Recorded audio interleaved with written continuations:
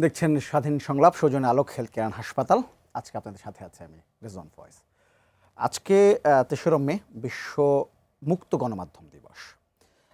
এমন একটা সময় আমরা দিনটা পালন করছি যে সেখানে তথ্যের অবাধ প্রবাহের পাশাপাশি সেন্সরশিপ এবং সেই সঙ্গে আর নানাবিধ চ্যালেঞ্জের বিষয়টি সাংবাদিকতা বা সাংবাদিক যারা আছেন তারা অনুভব করেন। আমরা এই বিষয়টা নিয়ে কথা বলবো। আমাদের আজকের আলোচনার বিষয় মুক্ত সাংবাদিকতা এবং এই মুক্ত সাংবাদিকতায় বাংলাদেশের যে বাস্তবতা সেটা নিয়ে কথা বলবো। দুজন অতিথি আমাদের সঙ্গে আছেন, একটু পরিচিত হয়নি। আমার সঙ্গে আছেন দৈনিক আমার দেশের ব্যবস্থাপনা সম্পাদক জাহিদ চৌধুরী এবং আছেন দৈনিক ইত্তেফাকের নির্বাহী সম্পাদক সালেহউদ্দিন। দুজনকে স্বাগত আমাদের অনুষ্ঠানে। আমরা বিশ্বমুক্ত গণমাধ্যম দিবস নিয়ে আলোচনা করব। তো আজকে এই অনেক অনুষ্ঠান হয়েছে, সারা বাংলাদেশে অনুষ্ঠান হয়েছে, অনেকদিন পরে মনে হয় এত অনুষ্ঠান হলো। তো আজকে সরকারিভাবে যে অনুষ্ঠানটি হচ্ছে সেই অনুষ্ঠানের একটা নিউজ আমরা করেছি, সেটা দেখে তারপরে আমরা আলোচনায় আসি।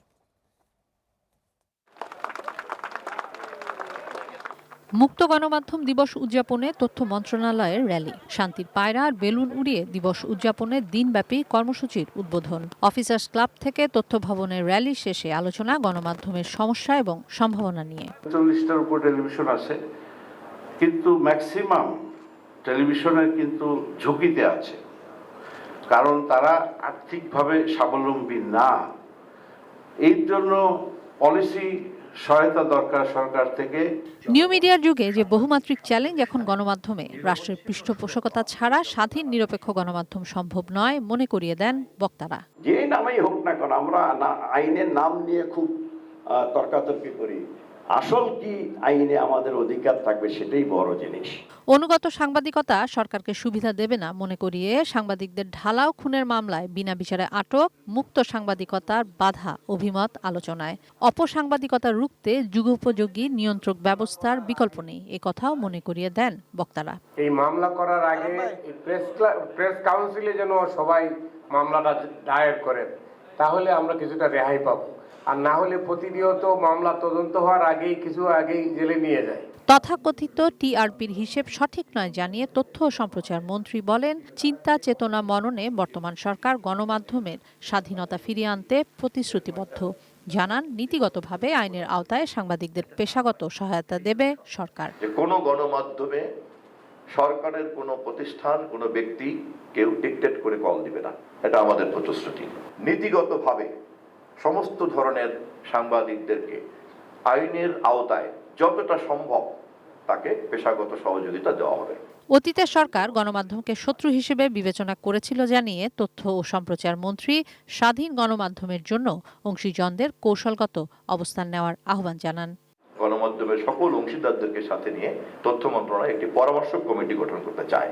তথ্য মন্ত্রণালয় তার পরামর্শের ভিত্তিতে কাজ করতে করতে করতে করতে আমরা একটা গণমাধ্যম কমিশন গঠন করব। সেখানে সবাই যদি আমরা যুক্ত থাকি তাহলে এটা হবে আমাদের যাত্রাবিন্দু, একটা গ্রহণযোগ্য একটা media commission, commerce media commission তৈরি করার পথে। কিশোর জাহান, এটিএন নিউজ, ঢাকা। আমরা কিশোর জাহানের রিপোর্টটি দেখলাম। আমরা যদি আপনাকে আলোচনা শুরু করে আপনাকে দিয়ে, যখন আমরা মুক্ত গণমাধ্যম দিবসে আলোচনা করছি, তখন এই গতকালই রিপোর্টার্স উইদাউট বর্ডার্স যে একটি স্বাধীন গণমাধ্যমের স্বাধীনতা সূচক প্রকাশ করেছে, সেখানে বাংলাদেশ 3 ধাপ নেমে গেছে। আগে বাংলাদেশের অবস্থান ছিল 180টি দেশের মধ্যে 152, এখন হচ্ছে 149। আগে 149 ছিল। এই যে যখন এই অবস্থা 3 ধাপ আমরা স্বাধীনতার সূচকে নেমে গেলাম না 180 মধ্যে আমাদের সিরিয়াল ছিল 152, এখন কত? 149 ছিল, এখন 152 হয়েছে। না, এর আগে 152 ছিল। না 49-52 আমি দেখেছি, এই বছর 152 হয়ে গেছে, নেমে গেছে। এনিওয়ে, এই যখন অবস্থা, তখন আসলে এই বাংলাদেশের সাংবাদিকতা এবং বিশ্বমুক্ত সাংবাদিক দিবস কিভাবে মূল্যায়ন করেন বাংলাদেশে? দেখেন, আমি শুধুমাত্র এই রিপোর্ট আপনি যেটা বললেন যে স্বাধীন গণমাধ্যম সূচক, এটা অবশ্যই একটা মাধ্যম হতে পারে, একটা মেজার করার জন্য ইন্টারন্যাশনাল একটা স্ট্যান্ডার্ড তারা মেনটেন করে এটা করে থাকে। কিন্তু এর বাইরেও এই সূচকের যদি বিস্তারিত আলোচনার সুযোগ থাকতো তাহলে হয়তো এটা বলা যেত যে এটা কোথায় লোপহোল আছে। এমনিতে আমরা যদি সাধারণভাবে বাংলাদেশের ক্ষেত্রে যদি আমরা দেখতে চাই, যে আমরা যেটা বলতে পারি যে আমরা দেখেছি যে আগের চেয়ে স্বৈরাচারী শাসনামলের চেয়ে আমরা অনেক অবস্থার অনেক উন্নতি হয়েছে। আচ্ছা, এখন একটা ফ্যাক্টরকে তারা হয়তো গুরুত্ব দিয়ে বিবেচনা করছে, যেটা যে কিছু সাংবাদিক যারা স্বৈরাচারের সহযোগী হিসেবে চিহ্নিত ছিলেন তারা কারারুদ্ধ অবস্থায় রয়েছেন, তাদের নামে বিভিন্ন ধরনের মামলা আছে। এখন মামলাগুলো কতটা সত্য মিথ্যা এটা আদালতে প্রমাণ হবে, তার আগে এটা নিয়ে চূড়ান্ত মন্তব্য করা যাবে না। তারপরে অ্যাপারেন্টলি তারা বিনা বিচারে বলতে গেলে, যেহেতু ওইগুলোর বিচার প্রক্রিয়াটাই সেইভাবে শুরু হয়নি কিংবা আগায়নি, সেই জন্য একটা সূচকের বিষয় যদি আসে এটা। কিন্তু এর বাইরে গিয়ে যদি আমরা দেখি, আপনি 17 বছর যেভাবে কথা বলতে পারেননি, এটার এই স্ট্যাটিস্টিক্স আপনি যেটা দিলেন এটা 2024 কম্পেয়ার টু 25, যেটা ছিল আর 25-এ যেটা, তাইলে এইখানে যে বিষয়টা হলো ওই সময় আপনি কথা বলার স্বাধীনতা যদি বলেন, তাইলে এখন আগে আর বর্তমানে অনেক ডিফারেন্স। আগে কিন্তু আপনি স্বাধীনভাবে কোনো টকশোতে এইভাবে কথা বলার সুযোগ ছিল না, কারো পক্ষেই ছিল না। যারা আসতেন তাদের কারা আসবেন না আসবেন সেটাও ঠিক করে দেওয়া হতো, কি বলবেন না বলবেন সেটাও ঠিক করে দেওয়া হতো। পত্রিকার ক্ষেত্রেও প্রতিদিন বিভিন্ন গোয়েন্দা সংস্থার অফিসে আমাদের সহকর্মীদের ডাক পড়তো, এটা সবাই আমরা জানি যারা মিডিয়ার সাথে রিলেটেড আছি। কারো না কারো ডাক পড়তো, হয় এসবি অফিসে, নাইলে ডিবি, নাইলে এনএসআই, নাইলে ডিজিএফআই, যে কোনো অফিসে কিংবা একাধিক অফিসে একাধিক সাংবাদিক প্রতিদিন সকালবেলা তাদের ডাক পড়তো এবং তাদেরকে নানা ধরনের হুমকি দামকি, ভয়ভীতি, ডিটেনশন এগুলো করা হতো, বসিয়ে রাখা হতো। এটা কিন্তু একটা নিত্য নৈমিত্তিক ব্যাপার ছিল। এই অবস্থা থেকে কিন্তু আমরা বেরিয়ে আসতে পেরেছি এখন পর্যন্ত, টিল টুডে যদি আমি বলি। অন্য অনেকগুলো বিষয় আছে, আপনি যদি দেখেন এইখানে স্বাধীন গণমাধ্যমের কি অন্তরায়। আমি শুরু থেকে, আমি জানি না আপনার কতটুকু সুযোগ আছে আলোচনার, আমি যেটা বলি যে আমাদের মৌলিক জায়গাগুলায় আমাদের হাত দিতে হবে সরকারকে, এবং আমরা যারা স্টেক হোল্ডার আছি তাদেরকে। মৌলিক জায়গাগুলোয় আমরা হাত দিচ্ছি না, মৌলিক জায়গাগুলোয় অনেকগুলা বিষয় গ্রে এরিয়া রয়ে যাচ্ছে, যে কারণে মালিকদের একটা হস্তক্ষেপ আছে। আপনার আজকেও আমি শুনছিলাম যে এই অনেকগুলো আলোচনা আপনার প্রেস ফ্রিডম ডে উপলক্ষে হচ্ছিল, কোনো একটা জায়গায় এটা আলোচিত হচ্ছিল যে আমরা সরকারের হাত থেকে এখন পর্যন্ত সেইভাবে বাধার সম্মুখীন হচ্ছি না, কিন্তু মালিকদের দ্বারা তো বাধার সম্মুখীন হচ্ছি। এটার এক্সাম্পল হিসেবে যিনি এই কথা বলছিলেন টেলিভিশন ক্যামেরাতে, আমি টেলিভিশনে এই দেখেছি, উনি বলছিলেন যে কিছুদিন আগে পার্লামেন্টে একটা ডেটা দেওয়া হলো যে কারা কারা বিদেশে টাকা পাচার করেছেন কিংবা কারা সরকারি ঋণ খেলাপির একটা বিশাল তালিকা দেওয়া হলো। কিন্তু দেখা গেল যে এর মধ্যে থেকে মাঝখান থেকে দুটো নাম নেই, গায়েব হয়ে গেছে। কারণ ওই পত্রিকাগুলোতে ওই দুটো নাম গায়েব হয়ে গেছে, বিকজ অফ এর মালিকরা এই ঋণ খেলাপির তালিকায় তাদের নামও ছিল।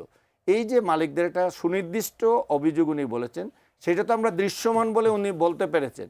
অদৃশ্য অনেকগুলো বিষয় থাকে, যে কারণে মালিকদের হস্তক্ষেপের কারণে, কর্পোরেট স্বার্থের কারণে সাংবাদিকরা স্বাধীন সাংবাদিকতা করতে পারেন না। এটা একটা বড় জিনিস। আর সরকারি তার মেকানিজমের মধ্যে অনেকগুলো বিষয় এখানে অন্তর্ভুক্ত করে রেখে দিচ্ছে, যে কারণে সাংবাদিকরা কাজ করতে পারেন না। এর মধ্যে বিজ্ঞাপন পলিসি, সরকারের যে বিজ্ঞাপন পলিসি, তারপরে আপনার পত্রিকার সার্কুলেশন নিয়ে একটা লুকোচুরি, এই লুকোচুরিটা কেন দূর করা হয় না আমি এটার অর্থ বুঝতে পারি না। যার যা আছে রিয়েল সার্কুলেশন গভর্নমেন্ট সঠিকভাবে অডিট না করে, আপনি দেখবেন যে খুবই হাস্যকর কিছু বিষয় আপনি যদি মিডিয়া লিস্টে এবং তালিকার দিকে তাকান এবং সার্কুলেশন সংখ্যাটা আপনি দেখেন, এটা পাওয়া যায়, ওয়েবসাইটেই পাওয়া যায়। তাইলে যে কেউ মিডিয়ার সাথে জড়িত আছে, যে কেউ বলতে পারবে যে এই তালিকাটা একটা ফলস তালিকা। তো আমরা সমাজের পরিবর্তনের কথা বলছি, আমরা সততার কথা বলছি, নীতি নৈতিকতার কথা বলছি, কিন্তু আমাদের মালিক বলেন, সাংবাদিক বলেন, কর্তৃপক্ষ, আপনি বলতে পারেন এটার সাথে সাংবাদিকদের সরাসরি সম্পর্ক নেই, না আছে এক ধরনের সম্পর্ক। আমার এডিটরকে যদি মিথ্যাবাদী বানিয়ে দেওয়া হয় এই প্রক্রিয়ার মাধ্যমে, তাইলে আমি ওই এটার আন্ডারে যদি আমি কাজ করি, আমিও কিন্তু এটার অংশ পার্ট হয়ে গেলাম। তো সরকারের তরফ থেকে এই জাতীয় বিষয়গুলো আছে। আরেকটা বিষয় আছে যে এখন অ্যামালগেটেড হয়ে গেছে, আপনি মূল স্ট্রিম মিডিয়া এবং সোশ্যাল মিডিয়া, এই দুইটার মধ্যে এমন বিষয় চলে আসছে যে আমরা প্রতিনিয়ত যেটা ফেস করি, মনে করেন আমি আমার দেশে আছি, আমার দেশে যদি আমি 10টা ফটোকার্ড ইউজ করে থাকি আমাদের মাল্টিমিডিয়াতে, অনলাইনে ফেসবুক পেজে, তাইলে আরও 90টা ফটোকার্ড ফলস ফটোকার্ড ওইখানে দেওয়া হচ্ছে আমাদের নাম ব্যবহার করে। আমরা চেষ্টা করেছি বিভিন্নভাবে এটাকে চেক দেওয়ার, এবং সর্বশেষ আমরা একটা টেকনিক্যাল ডেভেলপও করেছি যে আমরা কিউআর কোড দিয়ে করছি, যে কেউ চাইলেই ভেরিফাই করতে পারবে যে এটা আমাদের জেনুইন কার্ড কিনা অন্যদের। এটা করেছি, আরও 2-1টা পত্রিকাও এটা করেছে, কিন্তু এটা একটা মানুষ কতটা চেক করবে, সেটা বিভ্রান্ত হবে। এটা বিষয়ে কথা বলবো। আমি একটু সালেউদ্দিন আপনার কাছ থেকে ঘুরে আসি। আমি সাংবাদিক হিসেবে আপনার কাছে জানতে চাই, যখন সাংবাদিকতা করছেন, এখন যদি বলি পরিস্থিতি, কতটা মুক্তভাবে কতটা স্বাধীনভাবে সাংবাদিকতা করতে পারছেন? ধন্যবাদ। এর আগে যেসব তত্ত্ব নিয়ে কথা উঠলো, তো একটু খুলাসা না করলে একটু সমস্যা হবে। তো তার আগে মির্জা গালিবের একটা উক্তি দেই। মির্জা গালিব বলছিলেন, কারণ গণমাধ্যমকে সমাজের দর্পণ বলা হয় তো আয়না। তো মির্জা গালিবের একটা বিখ্যাত উক্তি ছিল যে সারা জীবন আয়নাই পরিষ্কার করে গেলাম, কিন্তু দাগ তো আমার মুখে ছিল। আমাদের এই যে আয়না আমরা যে ব্যবহার করছি, যে সমাজের দর্পণ, এই আয়নার মধ্যে তো দাগ। দাগগুলা কি কি? বড় বড় দাগ। এর মধ্যে হচ্ছে সামাজিক যে আমাদের একটা মূল্যভূত সংস্কৃতি, এটা একটা বড় দাগ। রাজনৈতিক সংস্কৃতি, এটা তার চেয়েও বড় দাগ। তারপরে আছে লুটেরা, ব্যবসায়ী, আমলাতন্ত্র এবং দুর্বৃত্ত। সর্বোপরি এর মধ্যে সর্বসেরা হলো সাংবাদিকদের মন মানসিকতা এবং চরিত্র। এই দাগগুলো নিয়ে একটা গণমাধ্যম চলতেছে।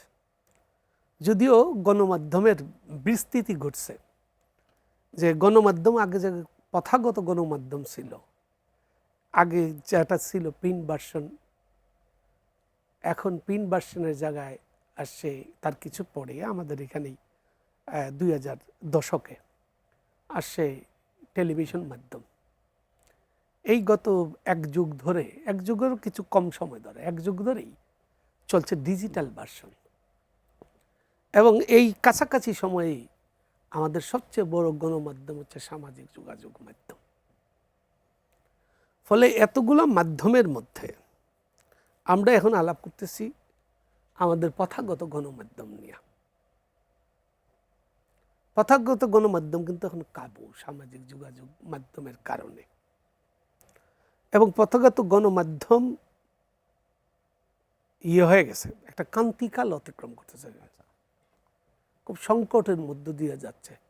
জাহেদ ভাই আমার বড় ভাই, একসঙ্গে আমরা দীর্ঘকাল সংবাদপত্রে কাজ করেছি। ওনার সঙ্গে আমার শুরুটাই হচ্ছে 32-33 বছর আগে দৈনিক বাংলা বাজার পত্রিকায়।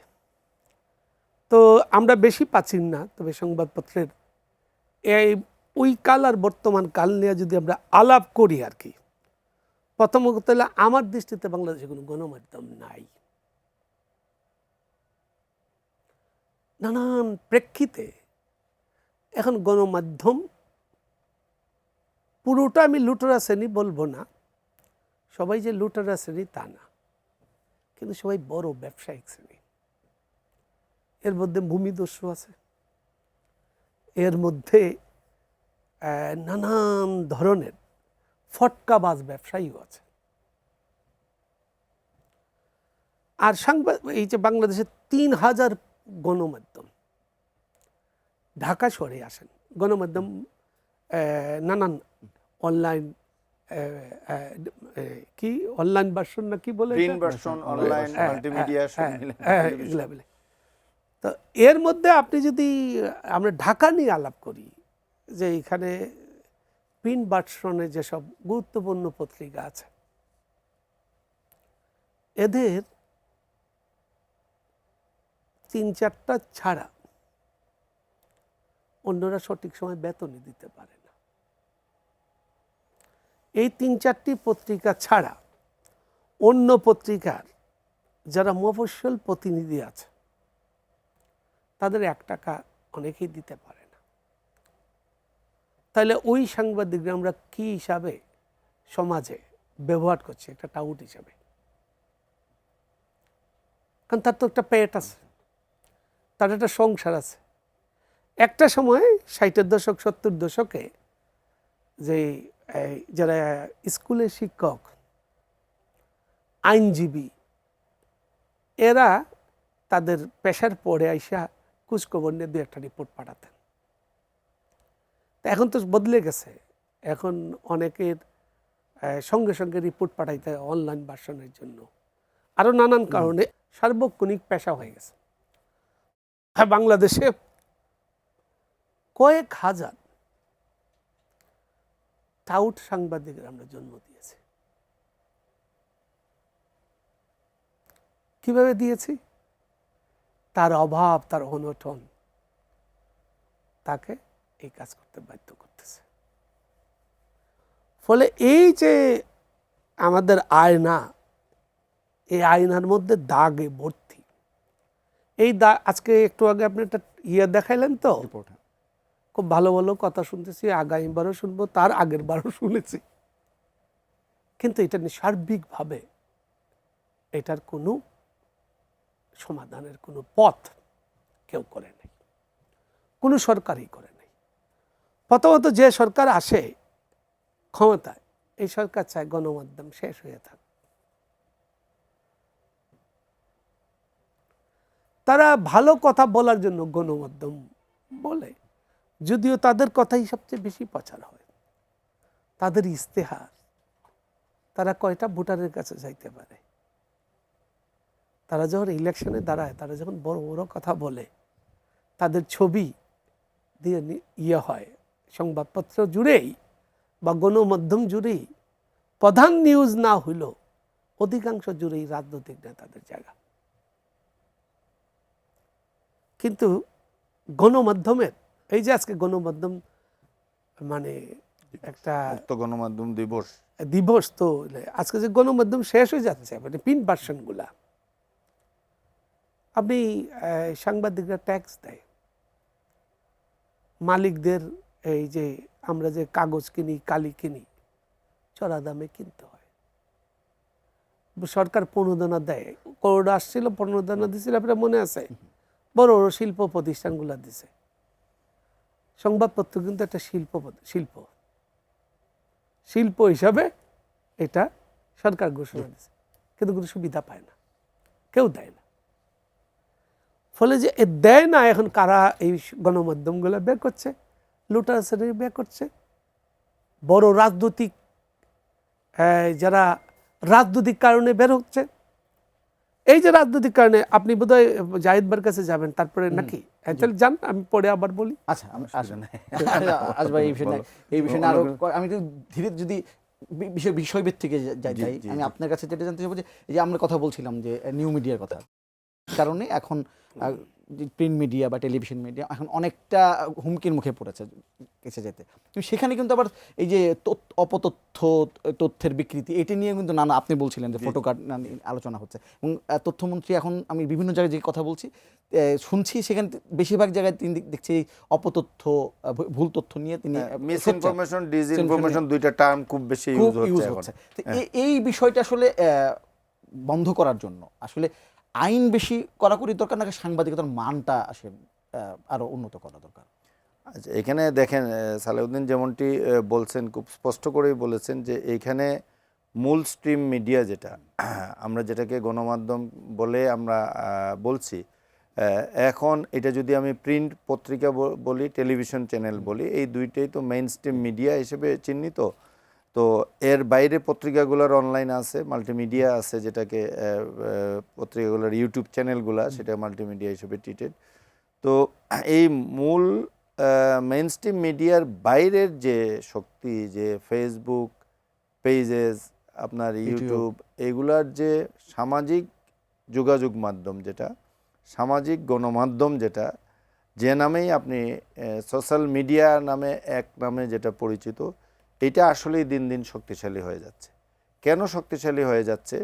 এখান থেকেই কিন্তু ওই মিস ইনফরমেশন এবং ডিসইনফরমেশনগুলো বেশি ছড়াচ্ছে, এটা সত্য। কারণটা কি? আপনার মেইন স্ট্রিম মিডিয়ার সীমাবদ্ধতার কথা সালেউদ্দিন বলেছেন, এই সীমাবদ্ধ একটা কথার সাথেও দ্বিমত করার কোনো সুযোগ নেই, এইগুলো তো আমাদের গণমাধ্যমে আছে। কিন্তু সোশ্যাল মিডিয়ার ক্ষেত্রে যেটা হলো, নিয়ন্ত্রণ অবশ্যই লাগবে, আপনার নিয়ন্ত্রণ ছাড়া হবে না। সবসময় বলা আছে, আমাদের কনস্টিটিউশনে যেমন আমাদের রাইট দেওয়া আছে যে কথা বলার, অবাধ তথ্য প্রবাহের স্বাধীনতা যেমন আছে, বাট এটা আইনের দ্বারা সীমাবদ্ধ। আইন মেনে আপনাকে অবাধ তথ্য প্রবাহে যেতে হবে। আপনি আইন ভায়োলেট করে যেতে হবে। আপনার ইচ্ছা হলো, আমার মনে হলো, আমি শুনলাম আপনি একটা কথা বললেন, আমি এটা ফেসবুকে স্ট্যাটাস দিয়ে দিলাম, সেটা তো ঠিক না এবং সেটাই হচ্ছে। আমি চিলে কান নিয়ে গেছে শুনে এসেই ফেসবুকে স্ট্যাটাস দিয়ে দিলাম যে চিলে কান নিয়ে গেছে, কিন্তু আদৌ আমি কানে চেক করে দেখি নাই যে কানটা আমার জায়গায় আছে না নিয়ে গেছে। তো সেই ঘটনাটাই কিন্তু ঘটছে এই সোশ্যাল মিডিয়ার ক্ষেত্রে, এই ঘটনাটা ঘটছে। সো এইখানে আপনি জেনে বুঝে কেউ এটা করছে, উদ্দেশ্যপ্রণোদিতভাবে করছে, আর আরও একটা বড় অংশ না বুঝে এটা করছে। তো এই উদ্দেশ্যপ্রণোদিতভাবে করা এটা বড় অপরাধ, না বুঝে করাটাও একটা অপরাধ, যেটা অনেক সময় আপনি দেখেন যে ফেসবুকে আমি লাইক দেওয়ার কারণে জেল খাটতে হয়েছে। অতীতে অনেক ঘটনা ঘটেছে এরকম, যে আমি শেয়ার করার কারণে জেল খাটতে হয়েছে, কিন্তু যিনি দিয়েছেন পোস্ট হয়তো সে তাকে চিনেও না, কিন্তু মনে হয়েছে তার পছন্দ হয়েছে, একটু শেয়ার করে দিছে। তো এই জায়গাগুলোতে সবাই কিন্তু একমত যে এই জায়গাগুলোতে আইনের আওতায় আনতে হবে, এই আইনের মধ্যে থেকে। কিন্তু সমস্যা যেটা হয়ে যায় যে এই লিমিটেশনটা কে ঠিক করবে? সরকার একটা পর্যায়ে এসে যেটা দাঁড়িয়ে যায় যে আপনি আইনে যাই বলা থাকুক না কেন, সরকার যখন দেখে তার স্বার্থের বিরুদ্ধে এটা গেছে, তখন তারা এই আইনটার অপপ্রয়োগ করে ফেলে। এবং অতীতে ব্যাপক হারে, আমি যদি বলি 17 বছরে হাসিনার শাসনামলে এটা ব্যাপক হারে হয়েছে, এবং এখনও যে হবে না ভবিষ্যতে এর নিশ্চয়তা কেউ দিতে পারে না। এখন পর্যন্ত হয়তো সেইভাবে হয়নি, হওয়ার সুযোগ হয়নি, সময় হয়নি, বয়স হয়নি, কিন্তু ভবিষ্যতে এটা হতে পারে। সুতরাং এটা যাতে না হয়, এই দিকে যাতে সরকার না যায়, পাশাপাশি নাগরিকরা যাতে অন্যায়ভাবে কাউকে, ব্যক্তি হোক, সরকার হোক, সরকারি প্রতিষ্ঠান হোক, এগুলোকে ক্ষতিগ্রস্ত করতে না পারে, সেইগুলোর জন্যই বলা হচ্ছে যে আপনি এই যে আপনার গণমাধ্যম কমিশনের কথা বলা হয়েছে, যেটা গণমাধ্যম কমিশন যেটা হয়েছিল অন্তর্বর্তী সরকারের সময়, ওই কমিশনের সুপারিশের আলোকে একটা স্থায়ী গণমাধ্যম কমিশনের কথা বলা হচ্ছে। তো এখন স্থায়ী গণমাধ্যম কমিশনে আপনি তারা শুধু মেইন স্ট্রিম মিডিয়া দেখবে নাকি সোশ্যাল মিডিয়াগুলোও দেখবে, এগুলো এর আন্ডারে নিয়ে আসতে হবে, এটা দেখার বিষয় আছে। তারপরে দেখেন আপনি সাংবাদিকতা, যেমনটি সালেউদ্দিন বলছিলেন যে আপনি সাংবাদিকটাই তো ঠিক করলেন না, কারা সাংবাদিক? আপনি একটা জিনিস খেয়াল করে দেখেন, যারা ডাক্তারি পাশ করেন, ডাক্তারি পাশ করার পর তার একটা অ্যাক্রিডিটেশন কাউন্সিল আছে। আপনি ডিগ্রি অর্জন করেছেন কনসার্ন ইউনিভার্সিটি থেকে, মেডিকেল কলেজ থেকে, ইউনিভার্সিটির আন্ডারে, তারপরে ওই অ্যাক্রিডিটেশন কাউন্সিল থেকে আপনাকে মেম্বারশিপটা কনফার্ম করতে হয়, প্র্যাকটিস করার আগে পারমিশন নিতে হয়। সারা বিশ্বেই একই নিয়ম আছে। তারপরে আপনি আইনজীবী যারা আছেন তাদেরকে বার কাউন্সিল থেকে পরীক্ষা দিয়ে পাশ করতে হয়, প্রত্যেকটা এই প্রফেশনগুলোতে আছে। কিন্তু সাংবাদিকতায় এই জিনিসটা নেই, যে কেউ যখন তখন আপনি একটা ওয়েবসাইট কিনে ফেললেন, কিনে একটা ডোমেইন কিনে ফেললেন, কিনে ফেলে আপনি সাংবাদিকতা শুরু করেছেন, আপনি স্টিকার লাগাচ্ছেন, আপনি কার্ড নিচ্ছেন, আপনি সরকারি কার্ড নিচ্ছেন, আপনি সাংবাদিক হিসেবে পরিচিত হয়ে যাচ্ছেন, মোবাইল নিয়ে নেমে পড়লেন। এই জিনিসগুলোকে একটা নিয়ন্ত্রণের মধ্যে অতি অবশ্যই আনতে হবে, না আনলে যে জিনিসটা হবে, মেইন স্ট্রিম মিডিয়ার এখন যদিও এক ধরনের, এটা একটা সমালোচনা হলো যে কারা এটার মালিকানায় আছে, আপনি স্বাধীনভাবে নিউজ করতে পারছেন কি পারছেন না, কেন পারছেন না, এগুলো যেমন একটি দিক আছে, তারপরও মেইন স্ট্রিম মিডিয়ার একটা রেসপন্সিবিলিটি আছে, আপনি চাইলে তার বিরুদ্ধে ব্যবস্থা গ্রহণ করতে পারবেন। কিন্তু যারা সোশ্যাল মিডিয়া আছে তারা তো হাজারে হাজারে লাখে লাখ এরকম অনলাইন পোর্টাল, লাখে লাখ অনলাইন পোর্টাল এখন, আর সরকারের পারমিশন পাইছে 200 না 250। তো এগুলো আবার দেখে থেকে আপনি শুধুমাত্র সরকারি দল যারা করে, এটা আগে পারমিশন দেওয়া হয়েছে, নতুন সরকার কাউকে দেয় নাই। তো আগে যেটা দেওয়া হয়েছে যারা আওয়ামী লীগ করতো কেবল তাদেরকেই পারমিশন দেওয়া হয়েছে। আপনি যত বছরেরই সাংবাদিকতা করেন না কেন, যে যোগ্যতা থাকুক না কেন, আপনাকে আপনার পারমিশন, আপনার ক্লিয়ারেন্স হয় নাই, কারণ 3-4টা এজেন্সি থেকে ক্লিয়ারেন্স নিতে হয়েছে। তো এই জায়গাগুলোকে আপনি ঠিক করতে হবে। এবং যেটা সঠিকভাবে বলছিলেন যে সরকারি আসে বলে এটা, কিন্তু আলটিমেটলি কিছুই হয় না। এবং এইবার যদি ব্যতিক্রম আমরা দেখতে পাই তাইলে এটা মঙ্গল আমাদের জন্য, সবার জন্য। আর যদি দেখা যায় যে ওই আগের অবস্থাতেই চলছে এবং এটা চলার সম্ভাবনা আছে, তাইলে আমাদের হতাশ হওয়া ছাড়া কিছু। আমরা এই বিষয়টা নিয়ে একটু কথা বলবো। সালেউদ্দিন, আপনার কাছে একটু জানতে চাইবো সেলফ সেন্সরশিপ নিয়ে। এটা প্রচুর যখন যে কোনো আলোচনা হয় সেই আলোচনায় আমরা এই আলোচনা শুনি। তার আগে একটু আমি বলি যে গত বছর যখন এই বিশ্ব মুক্ত গণমাধ্যম দিবসের 2 মে তারেক রহমান তিনি লন্ডন থেকে একটি পোস্ট করেছিলেন এই বিশ্ব মুক্ত গণমাধ্যম দিবস উপলক্ষে তিনি সাংবাদিকের স্বাধীনতা নিয়ে কথা বলেছেন এবং তাদের নিরাপত্তা দাবি করেছিলেন তখন, এবং তিনি একটা তার উপরে একটি কার্টুন তিনি তার ফেসবুকে পোস্ট করেছিলেন। তখনই কিন্তু একটা আলোচনা ছিল যে তিনি যখন আসবেন তখন এই মুক্ত সাংবাদিকতার বিষয়টি বা স্বাধীনতার বিষয়টি আলোচনা আসবে। তিনি এখন দেশের প্রধানমন্ত্রী, তার দল রাষ্ট্র ক্ষমতায়, এখন সরকারের সমালোচনার জায়গাটা আপনি সাংবাদিক হিসেবে কতটা ফিল করেন, কোন জায়গায় আছে? ভালো কথা বলছেন। এর আগে ওই যে সূচক নিয়ে আবার একটু কথা হচ্ছিল, তো আবার একটু বলে না নিলে আবার হয় না। যেহেতু আপনি পুরোনো দিনের কার্টুনের কথা বললেন, তো 2023 সালটাকে আমরা আওয়ামী লীগের শেষকাল ধরি, যদিও তারা 24-এ গেছে। হ্যাঁ, তো ওই সময় সূচক কত ছিল তাদের দেশের অবস্থান? 163। তারপরে তত্ত্বাবধায়ক সরকারের আমলে আইসা 149 থেকে 152 কেন হইল?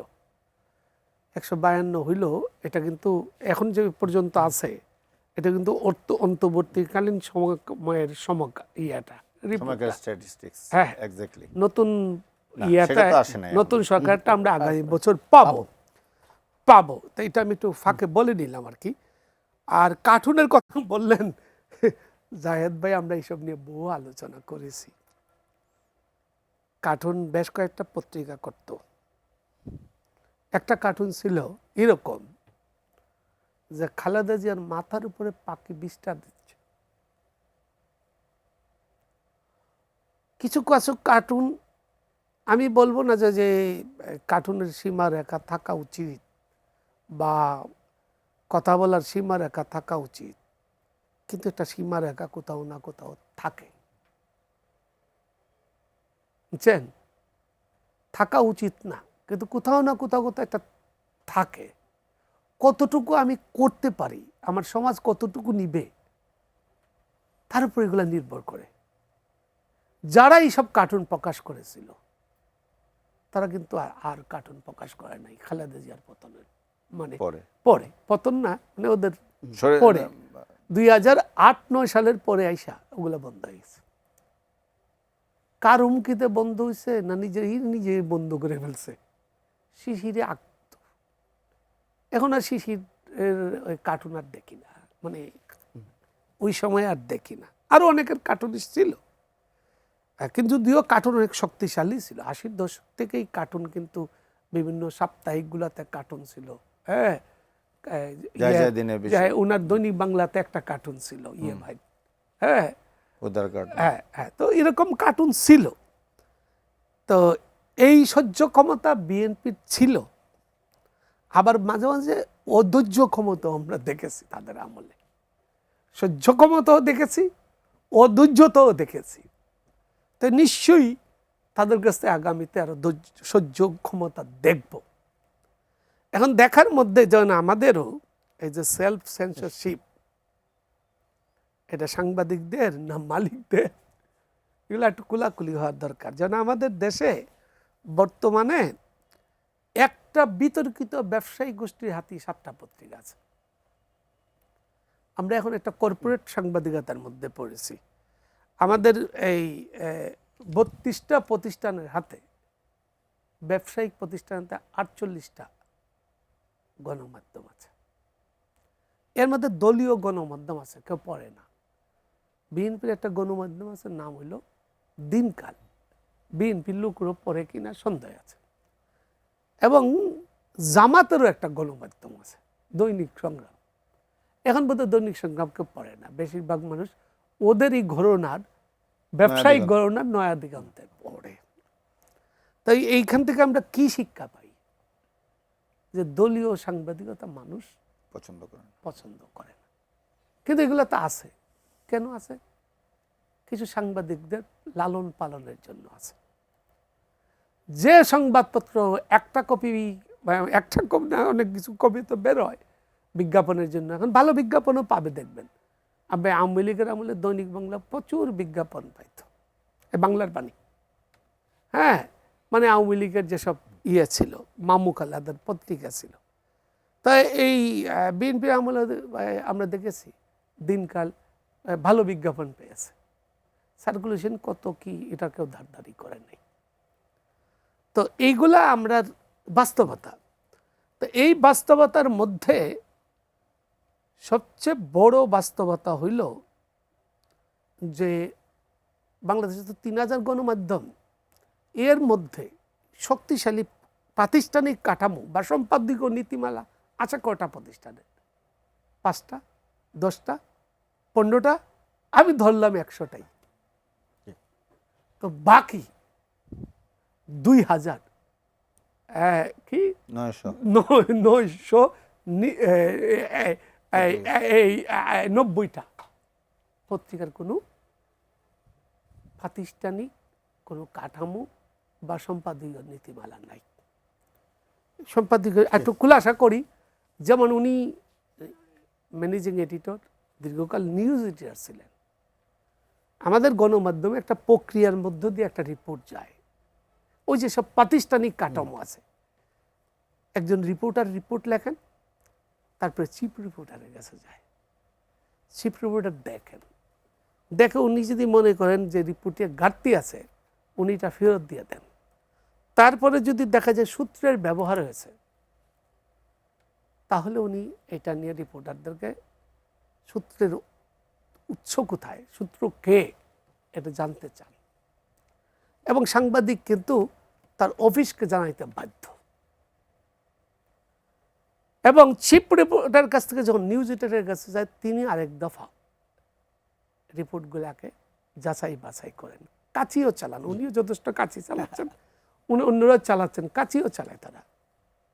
এখন এই যে সূত্রের ব্যবহার, এইটা যদি যতক্ষণ না, একটা সময় আমরা দেখেছি আমার প্রতিষ্ঠানের প্রধান, তারপরে তো সম্পাদক আছেই, বড় নিউজ হলে, ইম্পর্টেন্ট নিউজ হলে তাদেরকে সন্তুষ্ট না করে এই রিপোর্ট প্রকাশ করা কোনোদিন যাইতো না। সন্তুষ্ট কি, দুই আলি কলা দেওয়া না। সন্তুষ্ট মানে হলো আমার এই সূত্রের দালিলিক প্রমাণ। তো এখন বিসমিল্লাহ বলিয়া সূত্র দিয়া প্রথম থেকে শেষ পর্যন্ত শুরু হয়, মানে শতকরা 99টা কাগজে। এবং এই সূত্রের ব্যবহার করে আমি একটা রিপোর্ট লিখতে পারবো আজকেই। এখন কি, তারেক রহমান সিলেটে হরিণের মাংস দিয়ে ভাত খেয়েছেন, সূত্র জানিয়েছে। তার হরিণ তো জবাই করা নিষিদ্ধ, আমি তো লিখে দিলাম সূত্র। কিন্তু আমার দায়িত্বশীল সাংবাদিকতা কি হবে, যে যিনি এই হরিণের মাংস রান্না করিয়েছেন সেই বাবুর্চি জানিয়েছেন, যিনি মাংস সরবরাহ করিয়েছেন তিনি জানিয়েছেন, তাহলে এটা সূত্র আর থাকে না, একটা দালিলিক প্রমাণ থাকে। সূত্রের ব্যবহার করে এখন যা যা খুশি চলিতেছে। আচ্ছা, এটা তো গেল একটা। এই যে সোশ্যাল মিডিয়ায়, এই একটু আগেই আমি দেখে ভাবতেছিলাম স্বরাষ্ট্রমন্ত্রী এই কথা বলতে পারে কি না। একটা ফটো কাট হয়েছে, আমি আপনাকে ফটো কাটটা একটু পড়ে শোনাই। আমি স্ক্রিনশট দিয়ে রাখলাম, ভাবলাম স্বরাষ্ট্রমন্ত্রীর সঙ্গে আমি একটু জিজ্ঞেস করব। হ্যাঁ, তিনি নাকি বলেছেন যে যে বেগম খালেদা তো সংবিধানই বুঝেন না, তো তিনি আর বা উত্তর নিয়ে কি হবে। ফটো কাট হয়েছে। আপনার বিশ্বাস হয় যে বেগম খালেদা জিয়া এটা বলছেন?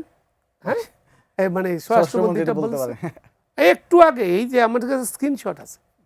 আচ্ছা আচ্ছা, এখন এটা তো এটাকে কোনো নিয়ন্ত্রণ আসতে হবে না, তাকে জেলে যাইতে হবে না, বা একটা শাস্তি পাইতে হবে না, না পাইলে আমি আবার লিখে দিলাম আরেকজন। এরকম মহরও চলতেছে। মানে আপনি সোশ্যাল মিডিয়া ঢুকে আপনি যদি কোনো জিনিস শেয়ার দেন না গবেষণা করে, তাহলে আপনি নিজেও বিপদে পড়ছেন, দেশও একটা সমস্যা তৈরি করছেন। আচ্ছা, তারপরে কি হলো? এগুলো তো সার্বিকভাবে একটা নিয়ন্ত্রণ লাগবেই। হ্যাঁ, বড় নিয়ন্ত্রণ। মানে কিছুদিন আগে একটা দেখা গেল না যে প্রধানমন্ত্রী তার কন্যাকে নিয়ে আসটা ছবি, কন্যা এবং তাকে ধরাই একটা ছবি, অশ্লীল, অসভ্যতা, কেউ না কেউ করেছে। তো তার শাস্তি হবে নাকি মুক্ত সাংবাদিকের শাস্তি হবে? আমরা দেখি মুক্ত সাংবাদিকেরই শাস্তি অতীতে হয়েছে। এগুলা নির্মূল করার দরকার, নির্মূলেই। আমি একটু যে বিষয়টা একটু এই সময়টার কথা বলতে চাই।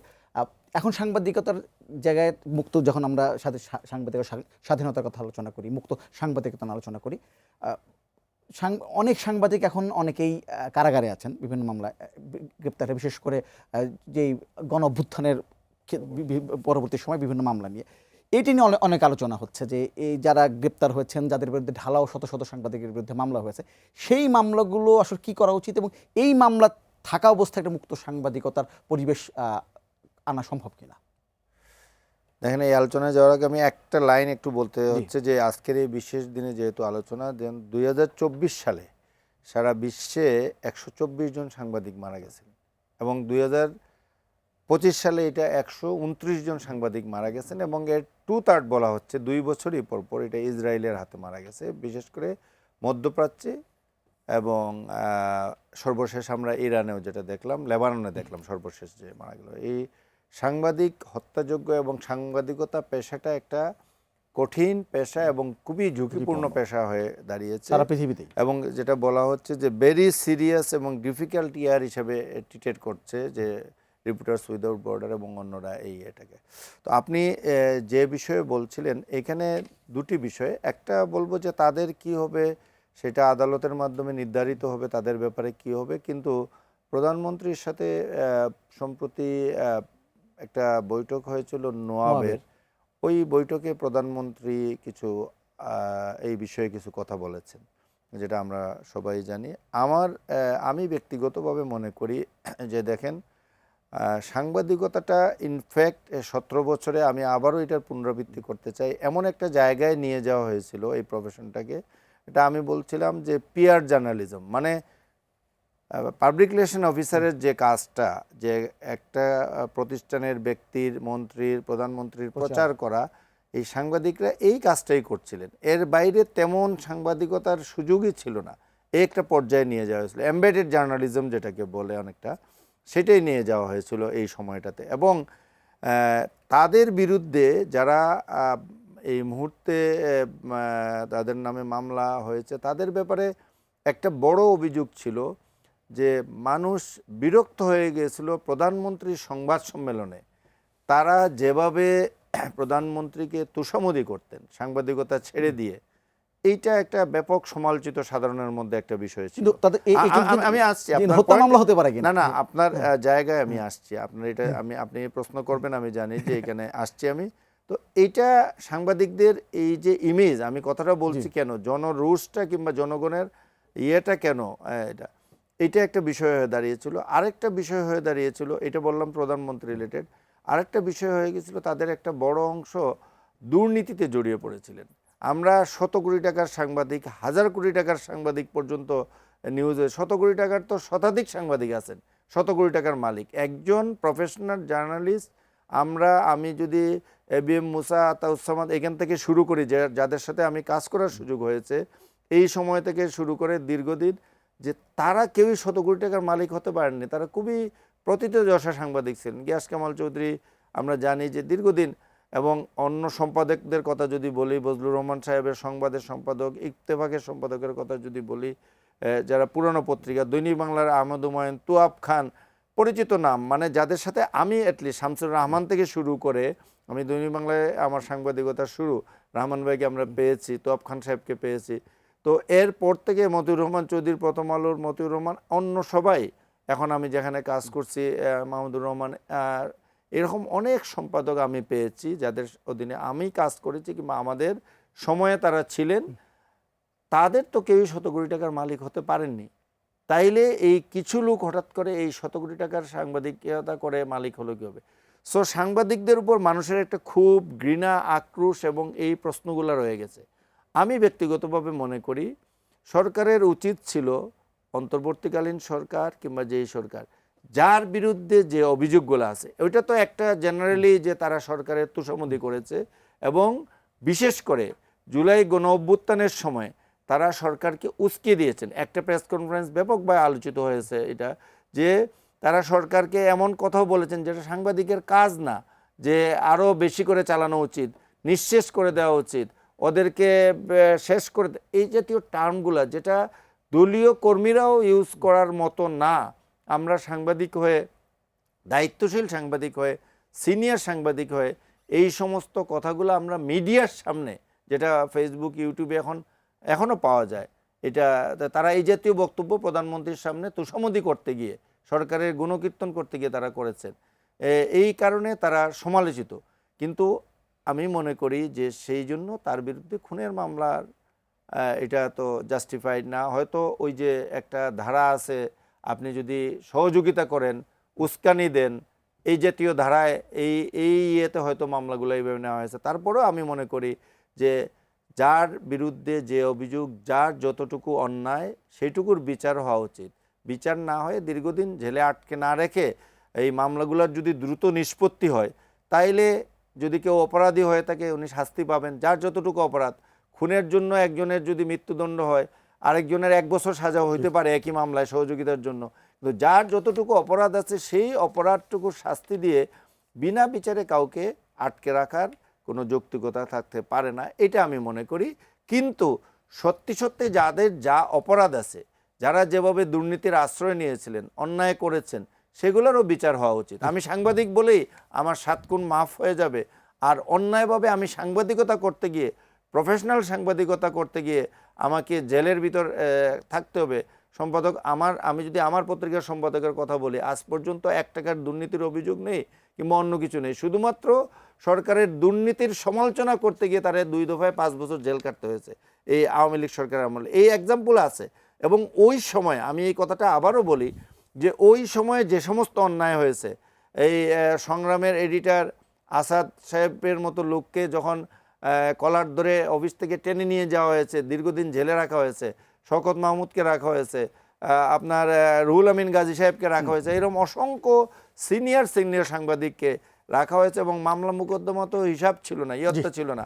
তো এইগুলার যদি তখন আমরা প্রতিবাদ করতাম, সাংবাদিকরা সমন্বিতভাবে প্রতিবাদ করতাম, তাইলে মনে হয় আমাদের এই অবস্থার সৃষ্টি হতো না, যেটা পরবর্তীতে হয়েছে। এখনও আমি বলবো সাংবাদিকদের ঐক্যবদ্ধভাবে তাদের পেশাগত অবস্থান থেকে পেশাগত মর্যাদা রক্ষার জন্য তাদের ইউনাইটেডলি এটা দাঁড়ানো উচিত, কথা বলা উচিত, এবং সত্যিকার সাংবাদিকতাকে ফিরিয়ে আনার জন্য আপনি এই সমস্ত অপসাংবাদিকতাকে দূরে ঠেলে দিয়ে, খালি নিউজ লেখার জন্য না, অন্য সব ক্ষেত্রেই এটাকে দূরে ঠেলে দিয়ে যদি আপনি একটা রিফাইন্ড অবস্থায় নিয়ে আসতে চান, একটা সত্যিকার অর্থে একটা ভালো অবস্থায় নিয়ে আসতে চান, তাইলে সরকারও আপনার প্রতি অন্যায় করার সুযোগটা পাবে না। আমরা একবার শেষ সময়ে চলে এসেছি। আপনাকে ধন্যবাদ আমাদের সাথে যুক্ত হওয়ার জন্য। আপনাকে অসংখ্য ধন্যবাদ। আরও অনেক বিষয় নিয়ে কথা বলার ইচ্ছে ছিল, নিশ্চয়ই পরবর্তীতে আবার সুযোগ করে আলোচনা করব। দর্শক, আজকে পর্ব থেকে এখানেই বিদায় নিচ্ছি। আগামী পর্বে নিশ্চয়ই আবারও দেখা হবে। ততক্ষণ পর্যন্ত ভালো থাকবেন, সুস্থ থাকবেন, এটিএন এর সঙ্গে থাকবেন।